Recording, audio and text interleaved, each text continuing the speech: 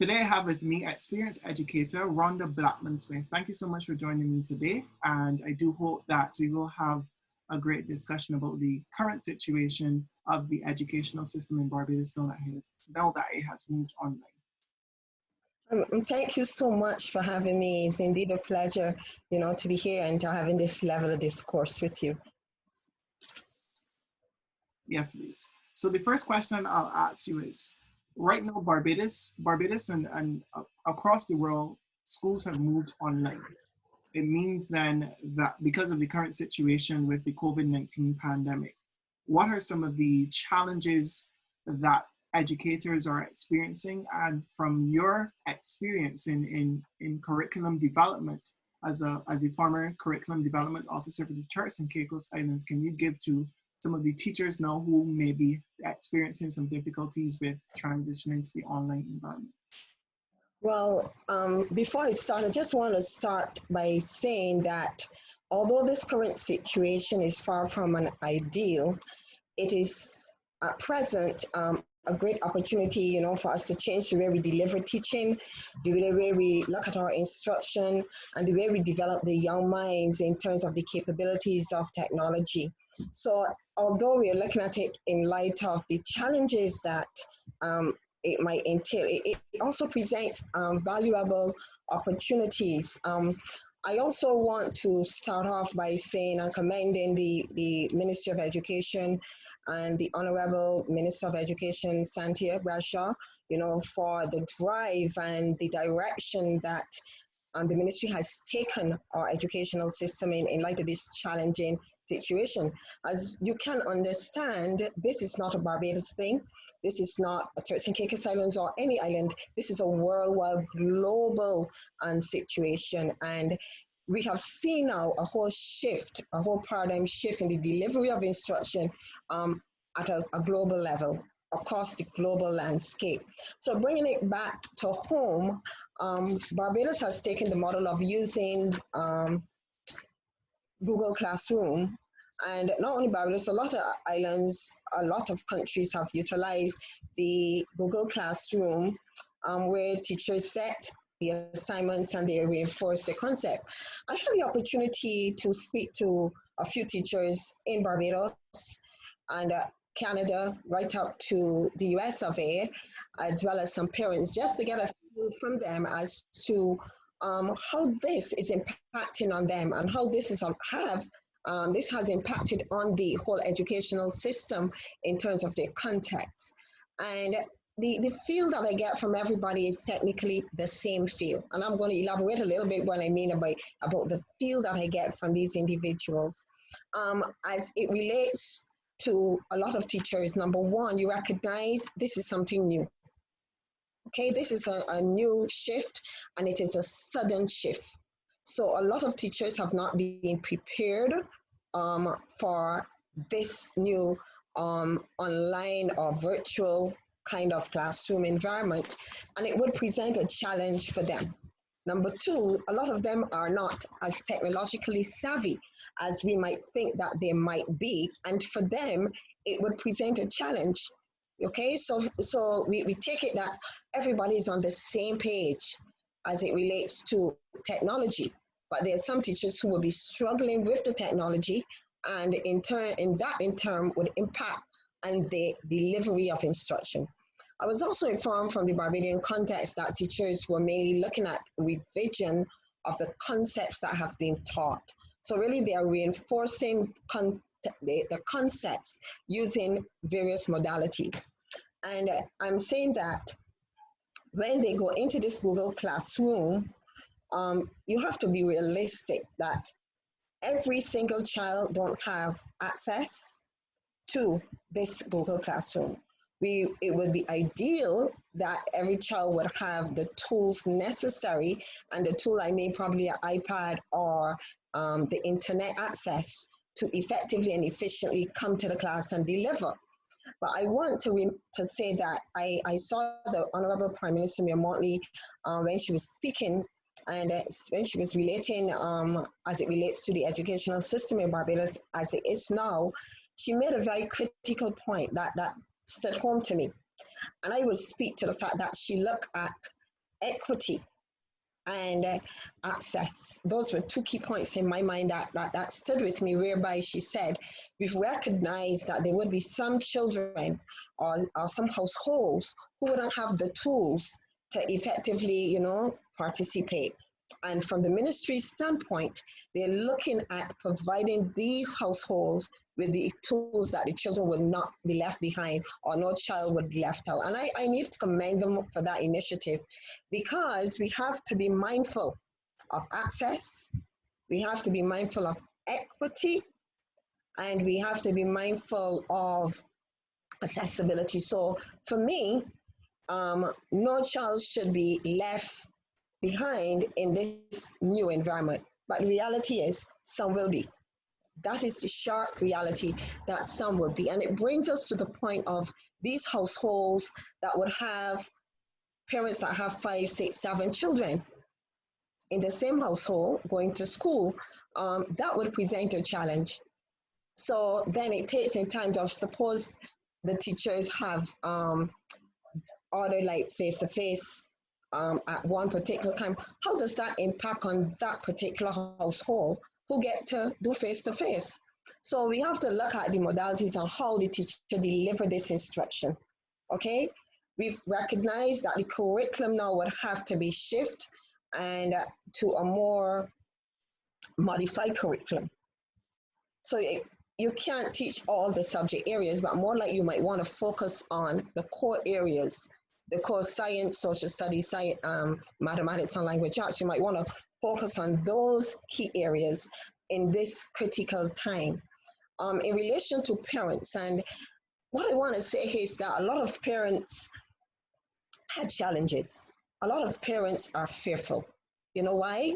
Because they are accustomed to the face-to-face conversation, that intimacy face-to-face. And now we're moving from the face-to-face and we're going into somewhat isolated mode where the children are technically responsible for their learning. Teachers not being facilitators of knowledge. And now they're mainly the guide now on this side. So here now, what in my view needed to be done was to present a level of comfort for some parents, because some are at a loss. Some parents are doing the work for the children. So I thought that the first thing that should happen as a teacher, if it was in my classroom, I would have recommended that we do a tutorial with parents. Reason being, once parents understand the process, they are better able to facilitate and assist their children. Okay, so as a classroom teacher, I believe you needed to do tutorials, a short tutorial with your class. You can do a Zoom meeting and explain the process to the online learning, because every class is going to be different. Every teacher method and style is going to be different. But the parents are consistent, they're parents. So parents would want to know, what is my role in the process? I've been talking to teachers from another island, and this teacher was saying that when she was having her classroom, that the parent was in the background giving the answers. Okay, and then the parent was also asking, you're going to let this other child answer, not you? So parent didn't understand. I was speaking to another teacher who said, in terms of the assignment, the children were getting all of the assignment. This child in particular, he was getting all the assignment, or everything correct. And this was not the cognitive level of the child. Now, what is very alarming about this new method of teaching, or rather delivery of instruction, is that children are accustomed to the intimacy, the communication, the visual presence of their teacher. They no longer have that.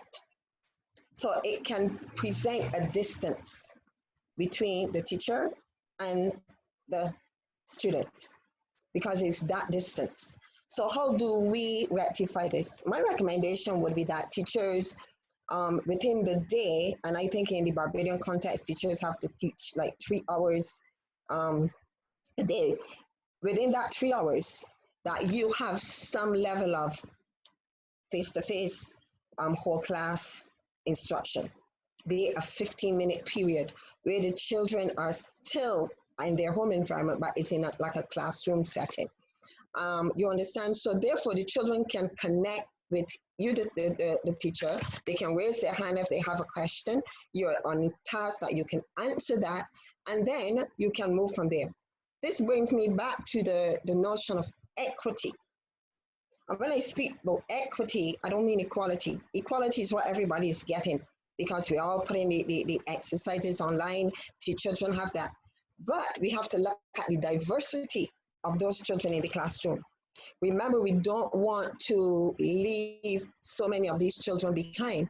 But in this environment, there is a tendency that the children who are not as cognitively able will flourish. Those will be the ones that, in my view, that will be left, will struggle behind. In light of that, what teachers need to do, teachers need to recognize the strengths and weaknesses of his or her, their classroom rather, and those children that need that extra help, do sessions with them on a one-on-one. So even though I have a 15-minute whole class where my children come in and I show my instruction and then they go off to do the assignment or the design task, I can then tap into Kobe, I recognize that you have a challenge. I'm going to work with you in this 15-minute period. And then the teacher still will have that one-on-one conversation and discussion and dialogue with those children who are struggling. In that way, the teacher will also be meeting that level of diversity. We also are cognizant that children don't all learn the same way. So your modality have to change. Probably you need PowerPoint presentations, you need some videos, you need some quiz, you need some short answer questions. So you have to look at your assessment model and look to see how you are going to gauge that level of assessment to meet the diversity in your classroom.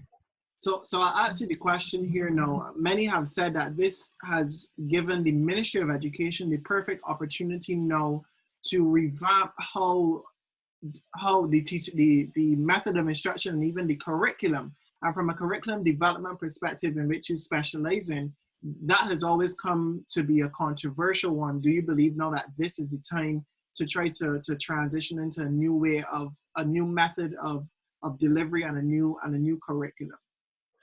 I want to say that there is no better way than face-to-face instruction as it relates to educating children. And we have to look at the whole gamut of education. So we can't look at this in isolation. We have to look at early childhood, we have to look at the primary level, we have to look at the secondary level, and we have also to look at the tertiary level of education. So we have to look at this whole frame in a holistic way. The way the smaller children in the early years, 4, 5, 6 learn is totally different to how the adolescent teenagers, the high school students would learn. So in the early years, you need a lot of more visual representation. You would need a lot of videos, a lot of more on task, hands-on, active learning. As you go on up in the high school, the children can be more face-to-face, not less face-to-face, and more research method and isolate and research and online discussion. We cannot. Yes, it is a good time for the ministry to look at the model and look and see what is being done, but we cannot take face-to-face instruction out. There's too many benefits for face-to-face. There's something called blended learning, where you looked at face-to-face as well as online instruction. I like a blended learning model whereby students would get that level of online conversation, like what is happening here, but it does not take up 100% of the learning. Children need that socialization, children need that interaction and the level of motivation. So there is a place for active school classroom instruction because there are so many benefits to be derived for those children, okay? Especially children in the smaller age group. So we cannot say yes because of COVID and we have gone to online learning that this is the direction that it should go. In terms of curriculum, so curriculum remains the same, okay? You have a curriculum that's broad, balanced, relevant, coherent, and meet the diversity of the children of Barbados. So therefore, it is not the curriculum that will become a challenge. It is the delivery and the delivery of that curriculum, the teacher's methodology, the teacher pedagogic practices that is going to bring that curriculum alive. Okay, so for me, yes, you look at the curriculum, but it is not really the curriculum. The content remains the same, but it is the delivery of that content that is critical at this juncture. And now that you said that, I know you made some points earlier, but I just want you to recap them for me as we wrap up. Some advice to the educators who are now in this new environment that they've been forced now to go online and to present that delivery. So some advice to the educators and some advice to parents now as we are in this situation with online learning using the Google Classroom. So I just want to get from you some advice for those two groups. Well, let me say the advice I'll give to teachers is this. I know that teachers are overwhelmed. I know that some of them will be overwhelmed. It is about forming what I would call communities of practice. And what communities of practice would be is that you network with other teachers in your age group. See what they are doing, probably all over the world. We're not using technology. And see the best practices that they are utilizing in terms of delivering their instruction. I want teachers to form clusters, okay? Where you form your little cluster and you share your experiences on what you are having, because now more than ever, we need to collaborate. So there should be a higher level or a heightened level of collaboration among teachers at this juncture. I also want them to present their work in chunks. Small bits, small bites, that the children themselves would not become overwhelmed. So now you create small chunks of work where the children do the assignment and then you network and collaborate with the children as well as the parents. In terms of, you can also create a page for frequently asked questions, because children might have questions that they might want answered. Parents might have questions that they might want answered, and then you will have those questions that parents can go in and get the level of information. And don't be fooled, a lot of parents are overwhelmed by the whole online learning. One reason is because they don't fully comprehend and they don't have those tools. Remember, we're parents are parents, and we expect teachers to be able to teach, okay? Even though we are supposed to be the first teacher of our children, but we expect the teachers to teach. So as to make life easier, I want teachers to, it would be great rather, if teachers collaborate a lot more with parents, okay? Have that level of conversation where parents understand their roles and responsibility in the process, not that they do the homework or the assignment for the child. How best can they help to facilitate the process? In relation to teachers, I also would want that at every day that teachers have that conversation or gather as many of those children as possible in like a Zoom classroom where that they can see the teacher and have that level of connection. For parents, I will flip the switch and say that parents need to collaborate and have that conversation with their children's teacher. They also must ensure that the children at home sit and do their assignment. And by do the assignment, I'm not asking them to do the assignment for the child, okay? They need to create a space for that child where the child knows that between X and Y time, this is my classroom time, and this is the time that I have to do my assignments. I spoke to a teacher from Barbados, and he said to me, he is on from 9 in the morning till 3. So that if children have any questions during the course of the day, the child can come online and he is available to answer those questions or concerns that the child might have. For parents too, I just want them to work alongside with the teacher. Let this be a team approach. Let this be a team approach. It's not about the ministry, it's not about the teacher, it's not about the school now. It is that we are all in this together. So collectively, we have to make it happen, understanding that a lot of children will become frustrated because they don't understand how to use the tools, they don't understand the process. It is going to take some time. But if we work together, we will accomplish our goal and we will reach our targets. All right. I want to thank you, Miss Rhonda Blackman Smith, for coming and sharing your advice. I'm pretty sure it will help some child, some parent, or some teacher to be able to navigate through this time as we transition onto online learning. Well, it was indeed a pleasure talking with you. But one thing I want to close by saying is that we know that more engaging learning styles are ones that are more interactive, and that face-to-face learning is better than 100% online learning. We also know blended learning can draw on the best of both worlds and create a better learning experience than 100% face-to-face learning. If, after having done 100% online at this time, I think it is quite possible that we can think about rebalancing the mix between face-to-face and online learning. So Barbados can look at rebalancing that mix between face-to-face and online learning. Technology has the potential to optimize the learning experience for students, and there is no need to be either all online or all face-to-face.